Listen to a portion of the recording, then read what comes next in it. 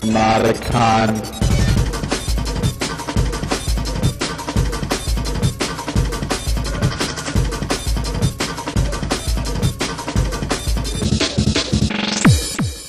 All right, so morning. My name is Eric Meyer.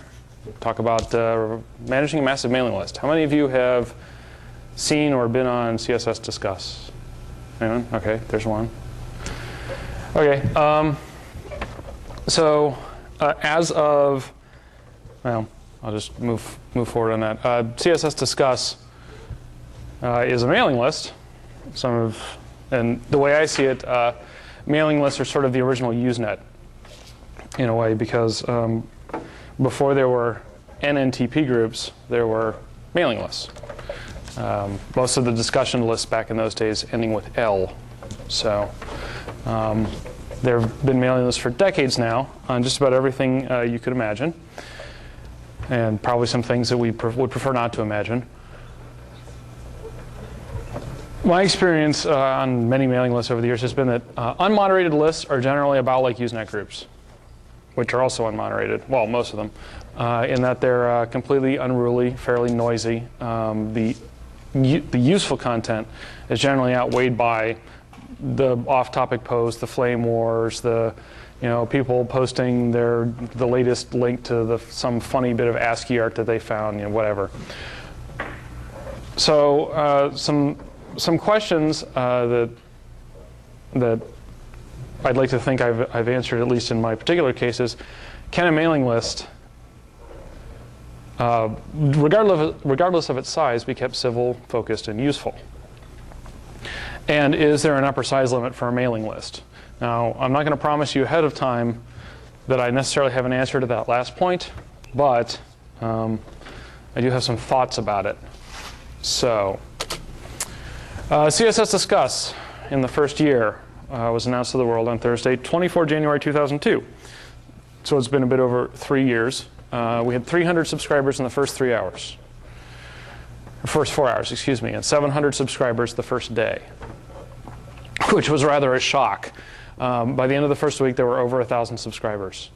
I had not expected this at all. If you'd asked me ahead of time what I thought the subscribers would be at the 4-hour, 24-hour, and 168-hour points, I would have given you figures roughly like those, except all of them divided by 10. By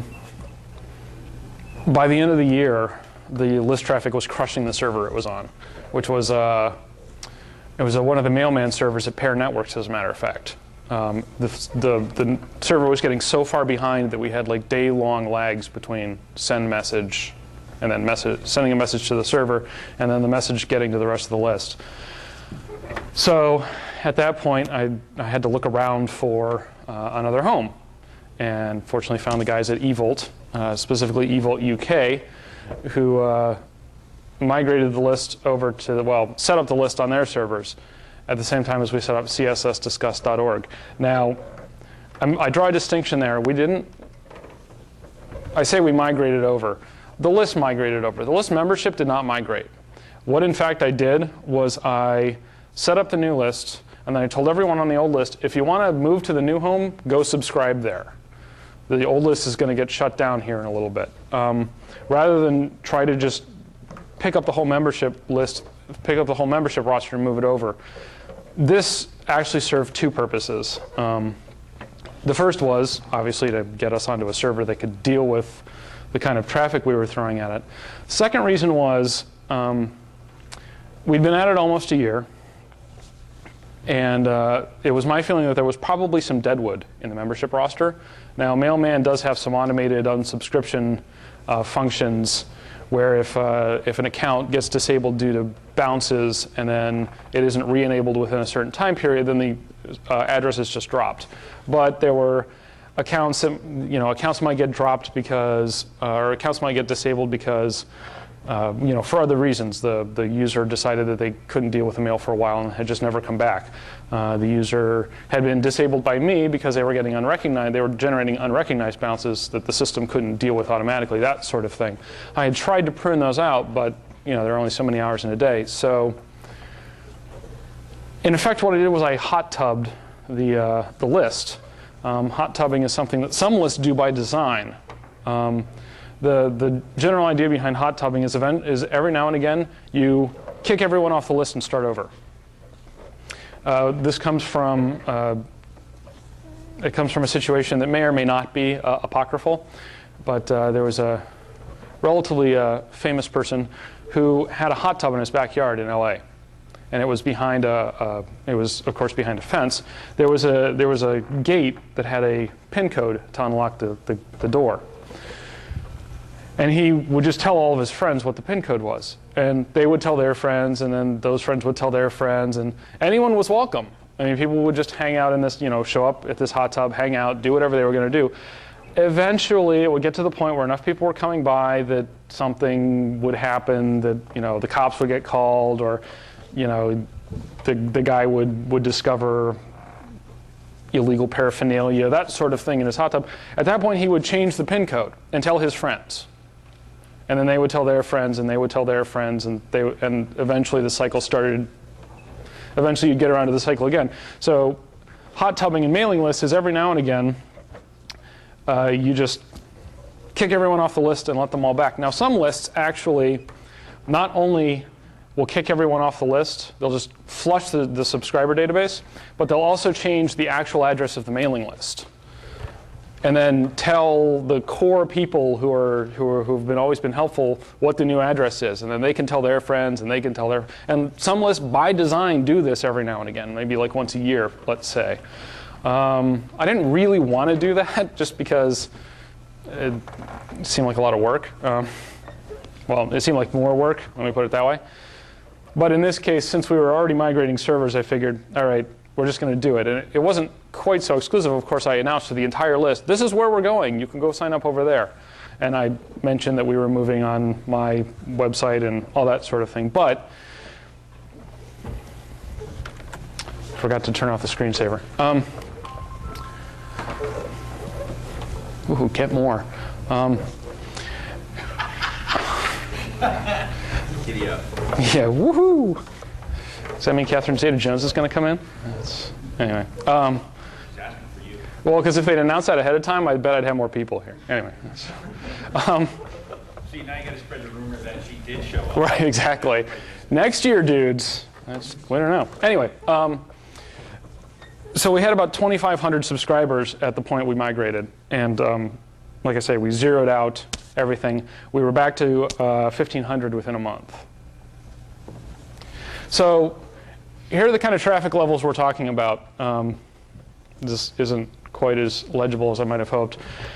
For all of the months of December 2002, this is messages per day as a monthly average, from 0 to 80 messages a day. Now, in January 2002, remember we announced the list on January 24th. By January 31st, over 1,000 messages had been posted. So that's why, for January, this is off the chart. It's I've forgotten, it's 100 and something messages per day average. But then it settles down. You can see that things got a little wonky in here. This is where we really started having our server problems, and the monthly average started to drop simply because traffic wasn't getting through. We did get as high as almost 70 in October for whatever reason. But that was basically how the list went in the first year. In the second year, again, we started in the 55 range. For some reason in March we dropped down below 30, and then basically things started to even out. And then this is last year, where things are relatively even. We're in the 50 to 60 range typically, and for the first quarter of this year we're up in that 60 range again. So that's messages per day. As of earlier this week, we have 5,928 subscribed addresses on this list. That was the beginning of this week. I was going to check it last night and forgot. We may be over 6,000 by now. We did average, as I say, about 60 messages a day in the first quarter of 2005. With that kind of traffic, obviously, well, there's a lot of bandwidth being sucked up by that particular server. But what's nice is that, well, number one, if you've never been there, the CSS Discuss wiki which has been put together collaboratively, as wikis should be, by members of the mailing list, has become incredibly useful for CSS topics. If you go to css-discuss.org, one of the links in the top toolbar is wiki, which I may at some point change to FAQ, just because I keep getting mail. I keep seeing mail from people saying, "What's a wiki?" So, if I change it to FAQ, then I'll only get a few messages per month that say, "What's an FAQ?" But it is very useful. There's and what I really like about it is it's an extension of the list to a large degree, and the nature of the list in that it does its best to be neutral. And I suppose in some sense it's like the Wikipedia, or at least the goal of the Wikipedia, which is to discuss topics in as even-handed a manner as possible. Now, if you're not familiar with CSS, there are a few topics around CSS and web design in general that will generate what we like to call holy wars. Font sizing is one of them, sort of the classic one in CSS. Should I use pixels? Should I use points? M's? Can I make the text smaller? These can generate huge arguments.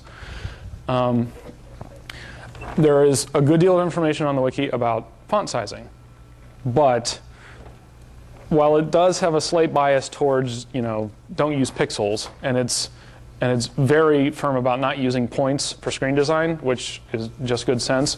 Overall, it will say, if you want to size your font with pixels, here are the pros and cons. If you want to do it with M's, here are the pros and cons. If you want to do it with keywords, here are the pros and cons. So we try to keep that sort of thing going on the list as well.